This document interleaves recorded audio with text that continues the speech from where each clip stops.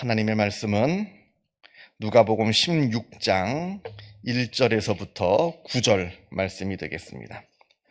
누가복음 16장 1절에서부터 9절.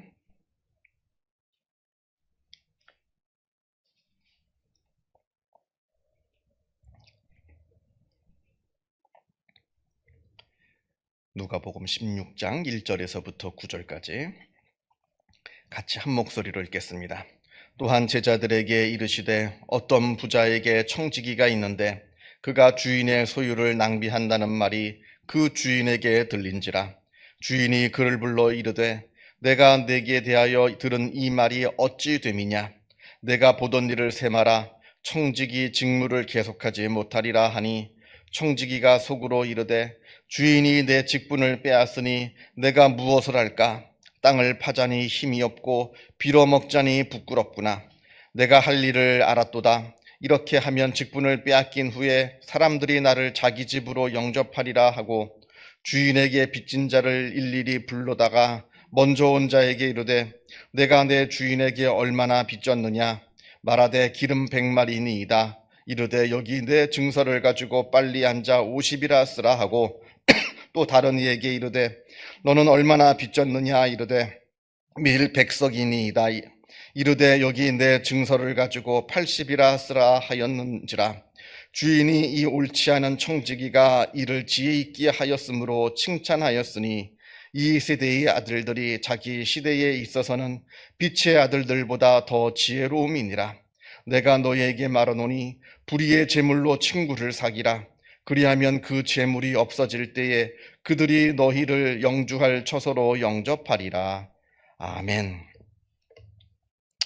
우리가 이제 성경을 읽다 보면 도무지 이해하기 어려운, 동의할 수 없는 그런 말씀들이 종종 나옵니다. 오늘 본문이 아마 그런 말씀들 중에 하나일 겁니다.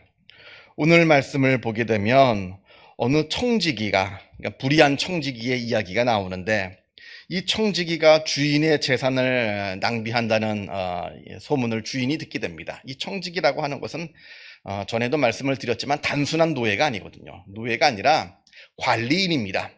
내가 재산이 꽤 많이 있는데 이걸 내가 관리하기가 벅차니까 전문 경영인한테 맡기는 거예요. 내 재산을, 내가 땅이 얼만큼 있고 내가 뭐 현금이 얼마 있고 이걸 쭉 맡겨가지고 이걸 네가 잘 굴려서 더 많은 재산으로 불려놓아라 이렇게 위탁을 하는 건데 그 재산을 가지고 불리기는커녕 아주 자기가 낭비한다는 거, 마치 자기 재산인 것처럼, 자기 돈인 것처럼 함부로 쓰고 함부로 낭비한다는 소문을 들어서 이 청지기를 이제 해고하기로 마음을 먹습니다. 이 주인이 이 청지기를 더 이상 내가 믿지 못하겠다, 해고하겠다라고 하는데, 그걸 알고 이 청지기가 하는 것이 내가 이 청지기직에서 잘리면 밖에 나가서 농사일을 하자니 힘이 없고 어디 뭐 길거리에 앉아가지고 뭐 국어를 하자니 너무나 부끄럽고 어찌해야 할까 고민을 하다가 이 부자한테, 주인한테 빚을 진 사람들 이 증서, 이 빚진 증서를 위조하는 겁니다. 쉽게 말하면. 그래서 뭐 곡식 100마를 빚진 자에게는 50마를 빚졌다 문서를 위조하고, 뭐 80석을 빚진 자에게 100석을 빚진 자에게 80석이라 문서를 위조하고, 이렇게 문서를 위조하는 겁니다. 그런데 이제 우리가 이 말씀을 보면서 이해가 되지 않는 것은 주인이 이걸 알았어요. 이걸 알았음에도 불구하고 주인이 이 청지기를 칭찬하였다는 겁니다. 야, 참 너 지혜롭구나. 너 참 지혜롭구나. 그러면서 예수님 말씀도 맨 마지막을 보면 9절을 보면 불의의 재물로 친구를 사기라. 그리하면 그 재물이 없어질 때에 그들이 너희를 영주할 처소로 영접하리라. 이렇게 지금 결론을 맺고 있는 거예요, 이 말씀을. 왜냐하면 이 불의한 청지기가 그 빚을 이렇게 막 탕감해 주니까, 자기 멋대로 탕감을 해 주니까 그 빚을 탕감받은 사람이 이 청지기한테 잘해줄 거 아니에요.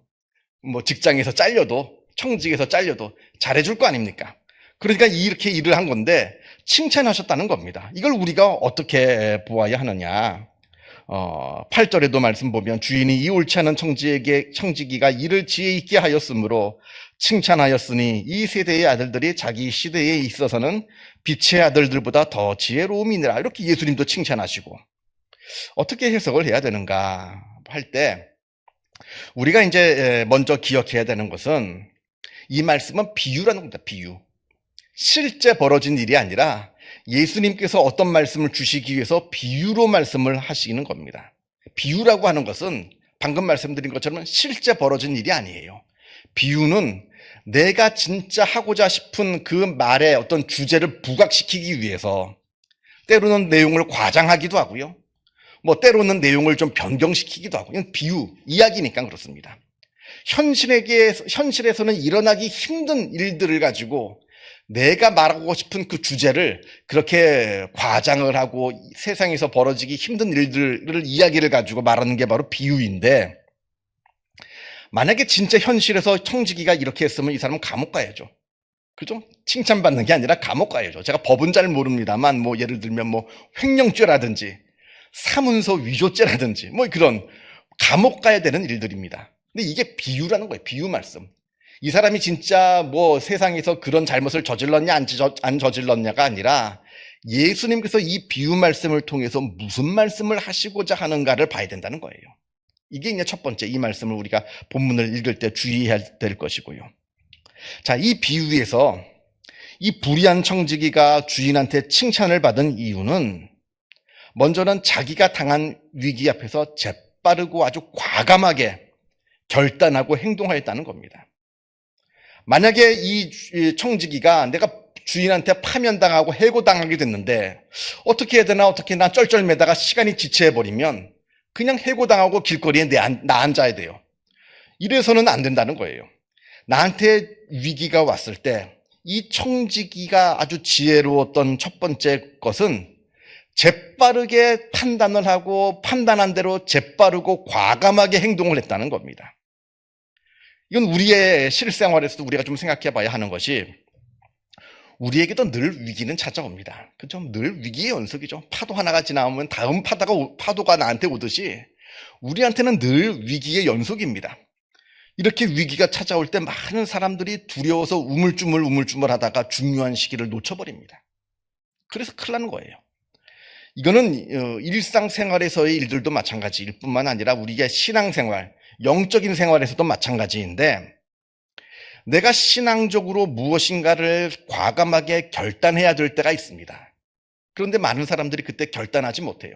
그냥 우물쭈물합니다. 예를 들어서 우리가 이제 나중에 이제 보겠습니다만, 부자 청년이 예수님께 와가지고 내가 어찌하여야 구원을 얻으리까 예수님께 여쭙는데, 이때 예수님께서 네가 가진 모든 재물을 다 팔아서 가난한 자에게 나눠주고 나를 쫓아오너라, 이렇게 말씀을 하십니다. 이때 이 청년은 그만 우물쭈물 하다가 그 중요한 구원의 기회를 놓쳐버렸습니다. 과감하게 결단하고 과감하게 행동해야 되는 거예요. 예를 들면 어떤 예수를 믿지 않는 사람이 있어요. 누군가가 와가지고 그 사람한테 예수를 믿으세요. 예수를 믿어야 구원받게 됩니다. 라고 전도를 하였는데, 그때 그 전도를 내가 들었다면, 만약에 내가 믿지 않는 사람이에요. 그 전도를 들었다고 한다면 그 말이 맞다 판단되면 과감하게 내가 결단해가지고 교회 나가서 예수를 믿어야죠. 그런데 많은 사람들이 그것이 옳은 줄 알면서도 다음에 가겠습니다. 지금은 제가 바쁜 일이 있어서. 그렇습니다. 그렇게 얘기합니다. 또 내가 신앙생활을 되게 불성실하게 해요. 근데 누군가가 와가지고 예를 들어 목사님이 와가지고 그렇게 신앙생활 불성실하게 하면 안 됩니다. 예배 똑바로 드리고 기도하시고 말씀 읽으세요 라고 권면했을 때, 그 말씀을 듣고 그게 맞다라고 생각했으면 과감하게 결단해가지고 그렇게 신앙생활에 결단이 있고 그 과감한 그 실행이 있어야 되는데, 목사님 제가 요즘에 사는 게 바빠서 바쁜 일이 있어서 다음에 하겠습니다, 이렇게 우물쭈물 넘어가다가는 중요한 내 기회를 놓칠 수가 있다 하는 겁니다. 그래서 이 청지기가 아주 지혜로웠던 것은, 이 사람이 문서를 위조하고 그거는 다 떠나서 첫 번째 지혜로웠던 이유는 내가 결단해야 될 때 과감하게 결단하고 실행을 했다는 겁니다. 이게 이 청지기의 지혜로운 모습이고요. 또 이 불의한 청지기가 또 칭찬을 받은 두 번째 이유는, 자기가, 이게 제일 중요한 겁니다, 처한 어려움을 헤쳐나갈 수 있는 지혜를 가졌다는 거예요. 내가 어떻게 해야 먹고 살 수 있는가? 아까도 말씀드렸다시피 땅을 파자니 힘이 없고 빌어먹자니 부끄럽고 이렇게 하지도 저렇게 하지도 못할 때 자기가 살아남을 수 있는 지혜가 있었다는 거예요. 그게 악한 지혜라 할지라도. 예수님께서 지금 이 청지기의 이야기를 하시면서 이 악한 지혜를 본받으라는 얘기가 아니라 이 땅에 있는 세상의 이 악한 사람들도 이렇게 지혜롭게 자기가 살아갈 길을 헤쳐나가거늘 하나님을 믿는 의로운 사람들이야. 악한 짓을 할 수는 없잖아요. 우리가 무슨 문서를 위조할 수 있습니까? 남의 것을 횡령할 수가 있습니까? 우리는 하나님을 믿는 사람들이니까 옳은 방법으로 지혜롭게 해야 살아야 되니 얼마나 더 지혜로워야겠어요. 그걸 말씀하고 있는 겁니다. 세상 사람들은 못된 방법으로 얄팍한 방법으로 아주 별수를 다 써가지고 세상을 지혜롭게 자기들 따름에는 세상 지혜를 가지고 이렇게 열심히 살아가고 있는데 우리는 그 악한 방법을 사용할 수는 없잖아요. 그러니 우리는 얼마나 더 지혜로워야 되겠느냐 하는 거죠. 그게 우리의 어떤 우리의 모습이라고 하는 겁니다. 세상 사람들보다 훨씬 더 지혜로워야 못된 짓 하지 않고 편법 쓰지 않고 바르게 살면서 더 지혜롭게 살 수가 있다라고 하는 겁니다. 야고보서 1장 5절에 너희 중에 누구든지 지혜가 부족하거든 모든 사람에게 후히 주시고 꾸짖지 아니하시는 하나님께 구하라. 그리하면 주시리라. 이렇게 말씀하고 있습니다. 우리가 하나님께 지혜를 구해야 돼요. 세상 살면서 하나님 건강 주세요. 뭐 주세요. 이렇게 기도 제목도 있습니다만 우리가 반드시 빼먹지 말아야 되는 기도 제목 중에 하나는 나에게 지혜를 주옵소서. 하나님 정말로 지혜를 주셔서 이 험하고 이 어려운 이 세상 가운데 지혜롭게 살게 하여 주시되 세상 사람들이 사용하고 있는 그 못된 지혜, 아주 얄팍한 지혜, 세상 지혜 말고 정말로 하나님께서 주시는 지혜를 가지고 세상 속에서 잘 바르게 살아가는 은혜가 있게 해달라고, 이걸 놓고 우리가 기도해야 되는 것이 아닌가.